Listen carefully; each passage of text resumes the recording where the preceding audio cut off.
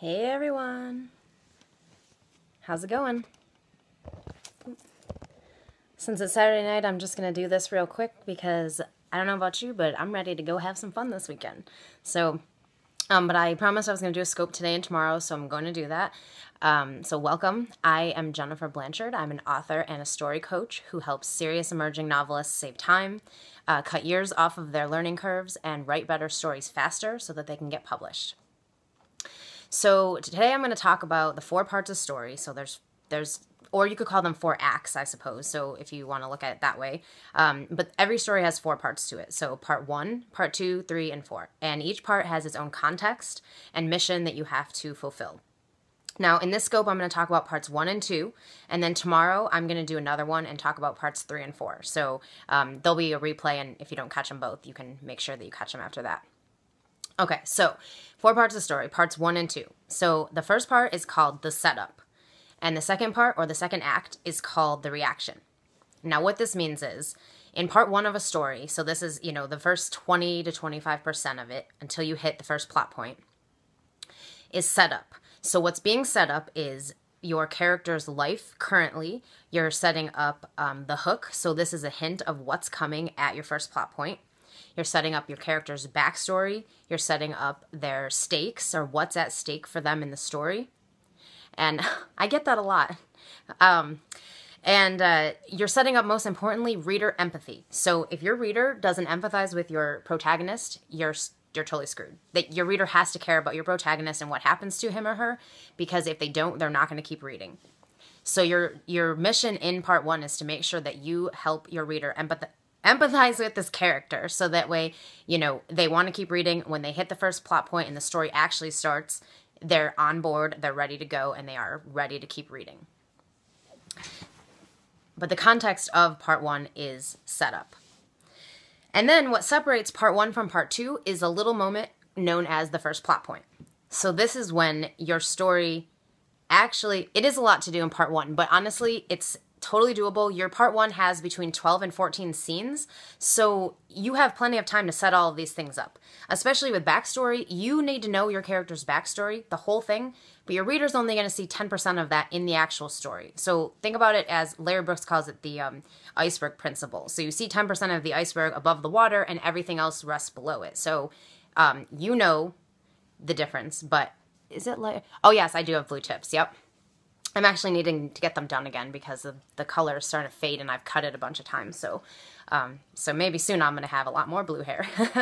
But yeah, so your setup is getting all of these pieces in. Now, once your first plot point hits, that's when your story really starts. That's the introduction of your antagonist. That's when the mission of the story is now officially being told to the reader. This is what, the antagonist agenda is, and this is what your character is going to be dealing with for the rest of the story. So now the mission, or the context of part 2, is reaction. So every scene in part 2 is your character, or whatever's happening in the story, reacting to what happened at the first plot point. And I'm going to give you an example at the end to just kind of illustrate this better. But in the reaction phase, you are basically reacting to, what happened at the first plot point. So the character is maybe running or hiding, planning, researching, just digging around, trying to find information, but they're not attacking yet. So, and if they do, so if you have them doing something proactive to try to start defeating the antagonist, they have to fail at this point in the story. They can't be successful with it because the context of part 2 is just reaction. So once part 3 hits, which I'm going to talk more about tomorrow, that's when they can start taking action, because the context of part 3 is attack. More on that tomorrow, though. So once you're in part 2, what separates part 2 and 3 is a moment called the midpoint. And that happens, halfway through your story, about 50% in. And this is when some sort of new information comes into the story that changes the context and shifts the story in a new direction. And when that happens, you're in part 3, which is now attack. And like I said, more on that tomorrow. So as an example, the novel that I published this year called Soundcheck, I had a character who, in part 1, what was set up, or rather what was coming at the first plot point, was we discovered this character who we saw earlier in the story was now going to be the antagonist. So he was kind of, a douchebag in the beginning of the story, but you weren't really sure what he was doing. So you weren't sure if he was going to be the antagonist or not. But at the first plot point, we find out that he is. So what I set up prior to that is I showed you where she was in her life before, you know, the first plot point hit. I showed you a little bit of her backstory, so you learned about her history, the fact that she had a death in her past that was still plaguing her. You met all of the most important characters that are going to be in the story. You got to see where she's at in her life, you know, where she works and, you know, all the things she had going on and also the stakes. So what she had at stake for the story. And at the time she was in line for this promotion. Okay. So her dream job, she'd been working toward it for 5 years. She was just ready for it and it was coming.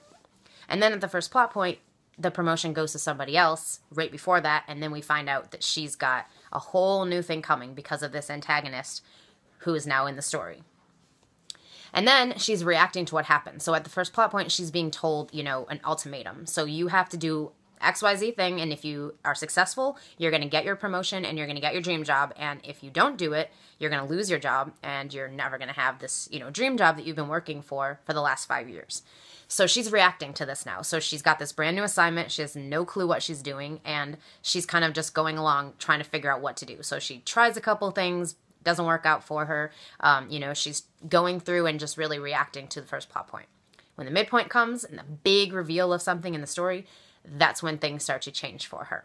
And I will get into that more tomorrow. So if anyone has any questions about parts 1 and 2, put them in the chat box now. Otherwise, I'm going to wrap this scope up and head out and go get some dinner. So for anyone who's interested in learning more about, you know, the 4 parts of story and more about story structure, and if you're especially doing National Novel Writing Month this year, I would love to have you check out my workshop that starts Monday. It's a virtual workshop, so you can take it from anywhere in the world. I have 5 spots left right now, and there's 5 people in it right now where they're from all over the world, so it's pretty cool. I'm excited to have such a variety of people in this workshop. And we're going to be working on your story structure. We're going to be figuring out your scenes, your characters, and most importantly, your core story. So when you sit down November 1st to start writing, you know exactly where you're going. You have a roadmap to get you to the end. And when you finish NaNoWriMo, you're going to have a 50,000 word novel that's actually a story, and you can actually use to, you know, revise and then publish afterward, which is a huge difference from most NaNoWriMo drafts. If you've done this before, you know what I'm talking about. So anyway, if you're interested in that, you can check it out at JenniferBlanchard.net/nanoedition, NANOEDITION. Thanks for joining me for this Periscope, and I will catch you tomorrow.